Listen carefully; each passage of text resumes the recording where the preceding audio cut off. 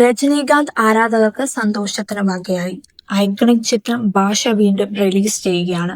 സത്യം മൂവീസിന്റെ 30-ാം വാർഷികവും 60-ാം വാർഷികവും ആഘോഷിക്കുന്ന ഭാഷ ജൂലൈ 18-ന് വീണ്ടും തിയേറ്ററുകളിലെത്തും. സുരേഷ് കൃഷ്ണ സംവിധാനം ചെയ്ത സത്യ മൂവീസിന്റെ ബാനറിൽ RM വീരപ്പൻ നിർമ്മിച്ച ഭാഷ തമിഴ് വാണിജ്യ സിനിമയിലെ ഏറ്റവും സ്വാധീനമുള്ള ചിത്രങ്ങളിൽ ഒന്നായി പ്രശംസിക്കപ്പെടുന്നതാണ്.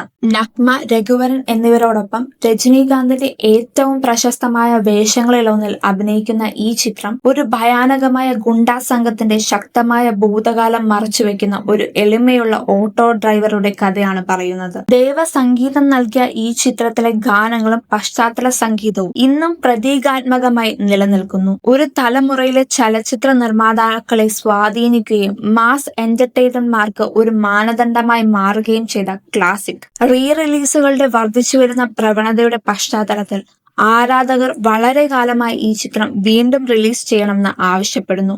ഡോൾബി അറ്റ്മോസിനൊപ്പം 4Kയിൽ പുനഃസ്ഥാപിച്ചിരിക്കുന്ന അപ്ഡേറ്റ് ചെയ്ത പതിപ്പ് പുതിയ തലമുറയിലെ പ്രേക്ഷകർക്ക് ഭാഷയുടെ മാന്ത്രികത വലിയ സ്ക്രീനിൽ തിരിച്ചുപിടിക്കാൻ ലക്ഷ്യമിടുന്ന ഒരു സിനിമാറ്റിക് അനുഭവം വാഗ്ദാനം ചെയ്യുന്നു.